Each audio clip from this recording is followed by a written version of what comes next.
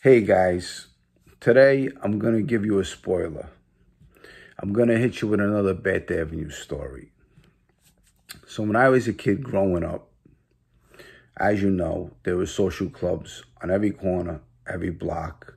The Italian mafia was very big and very strong back then. And a wise guy was an ultimate wise guy. They always had a pair of slacks on, a nice shirt, a pinky ring, a bracelet, a stack of money in their pocket, their hair combed nice. They were always sharp. So my apartment building was 2 apartment buildings down from Base 16th and Bath, off the corner of Frankie the Chico's club. Every time I passed that corner, there was all kinds of guys sitting outside, whether it was Old Man Gene, Old Man Carmine, Paulie Zach, Joe Decicco, Beansie, and a few other guys would be out there. Sally Sparrow, Anthony Sparrow, all these guys would be sitting outside on a chair. Some of the chairs would be backwards, sitting down. So there was this in particular guy, Joe Decicco, a.k.a. Joe Sis. He was a made guy in the families. I think it was the Gambino crime family. And he was a class act, this guy. If you looked at him, you would just think that he's a regular guy. Meanwhile, he was a mad hatter. Every time I said hello to him, I would say, "Good morning, Joe." And he would go, "How you feeling?" I would say, "I'm feeling good, thanks, Joe." He would say, "You have money in your pocket?" I said, "Not really." And he would throw me a 20. Sometimes he would even give me 100. You know, there was times he hit me with like 200, 300 at a time. Here, put that in your pocket. Don't walk around with your pockets empty. So these were the guys I looked up to. Real sweetheart of a guy to me.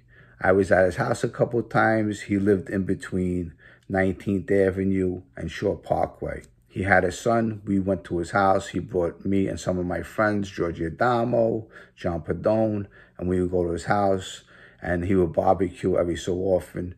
But we went to his house a couple of times. But he was a sweetheart of a guy. Then there was another guy called Beansie. His real name was John Campanella. He was another sweetheart of a guy. I remember him as a wise guy. Not sure if he was straightened out, but to me, he was straightened out. The last time I saw this guy was in Joe's cafeteria, sitting down with Georgie Conti and another fella. But this is many, many years ago. So at this time, I was a kid. This was the 1980s. And these guys were score guys. You would never think about it, but they were score guys. So Beansie, Campanella, and Joe Sis were their friends with Frankie the Chico. As you know, Frankie the Chico became the underboss of the Gambino crime family.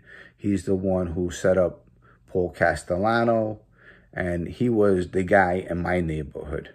His father was a wise guy, and his grandfather was a wise guy. So Joe Sis and Beansie were score guys. That's how they made their money. They've been doing scores all their life. Joe Sis was also a mad hatter. He'll kill you in a minute. So as I was a kid, I heard these stories about them because the streets talk and stories get told in the street about who these guys were and the things they did. It was the early 1980s, 84, 85. At this time, everyone was talking about the Lufthansa heist back in Queens. That was nothing compared to the score that these guys pulled off. These guys pulled off a Wells Fargo heist in Manhattan on Houston Street and the West Streets back in 1984, 1985. There was 4 masked gunmen that day. I only know of 2 of them. I know one of them was Beansie and one of them was Joe Sis. What they did was they broke through a wall of the Wells Fargo When the employees came that night around 2 in the morning, they opened up the safe. The employees opened up the safe, and as they open up the safe, who jumps out and appears? 4 masked gunmen. 2 of them were Joe Sis and John Beansie Campanella. Now, this was a score of a lifetime. What they do was they tell the people, listen, we're only here for the money. Nobody's going to get hurt. They handcuff the people, the employees. They put them to the side.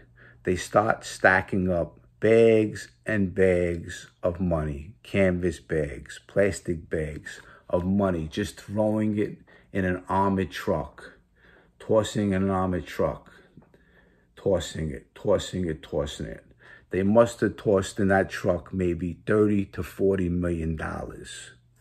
Okay? They escape from that scene. They get in the truck and they drive the truck to underneath the Brooklyn Bridge, where 2 other cars are parked, or vans. Not sure if they were cars or vans, but they were stolen. And they start unloading the money into the vans. Now, they open up the back door, because there's 4 of them, so they open up the back door. They all get out.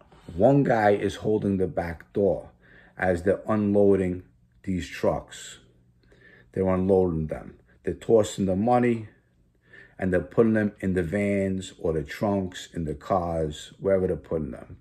As they're doing it, money is dropping on the floor. So one guy that's in the back that is tossing them to them, and they're escorting that money into the van, he gets out of the back of the armored truck. As he gets out, there's one guy holding the door, and they're tossing the money. One of the bags fall on the floor. As the bag falls on the floor, the guy that's holding the door goes to pick up the bag. As he goes to pick up the bag, the back door slams shut with the keys in the armored truck. Now, they left in the armored truck close to $20 million, maybe even more. On that score, they got away with $8 million, 4 guys. They couldn't get back into the armored truck, so they left the armored truck where it was. It was underneath the Brooklyn Bridge. This year was 1985. At this time, they make their escape. It was a score, clean score, well done, professional job. They split up the money, as I remember guys talking about it in the clubs and me hearing it as a kid. Beansie and Joe Sis, they were 2 of them that were involved in the score. They staked Frankie the Chico. They staked Georgie the Chico. They staked all the guys that was close to them. They made, with their end, maybe $2 million apiece. I remember older guys talking about Beansie's wife, how she was an angel and a sweetheart, and that Beansie had to give most of the money to her because Beansie would probably spend it all gambling. These 2 guys were legends in my neighborhood. Beansie, John Campanella, he bought me my first sports jacket on 86th Street and Bay Parkway. There was a place over there, I'm not sure what the name was. It might have been George Richland's at the time, but it was a sports jacket suit place, and I went there one time with him and Bobby the Chico, and he bought me a sports jacket. He was a class act gentleman. You're never ever gonna see men like this again. After they did that score, every so often I would hear that they would take helicopter rides to Maine just to go eat fish. That's how much money they had.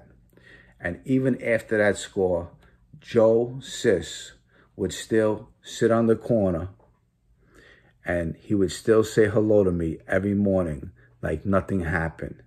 These were the men that I grew up around. These were men's men. These were real wise guys at the time. So looking back on those days, those are the guys I grew up around. Those are the guys I wanted to be like. Joe Sis ends up dying, passing away in McKean Prison.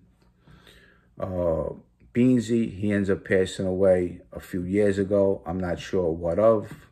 But these are guys I will never forget. They will go down in history. I ranked them a number 10. They were real wise guys and real men. And with that said, that's another Bath Avenue story for you today. I hope you liked it. If you like it, please subscribe to my channel, Jimmy Calandra, a Bath Avenue story.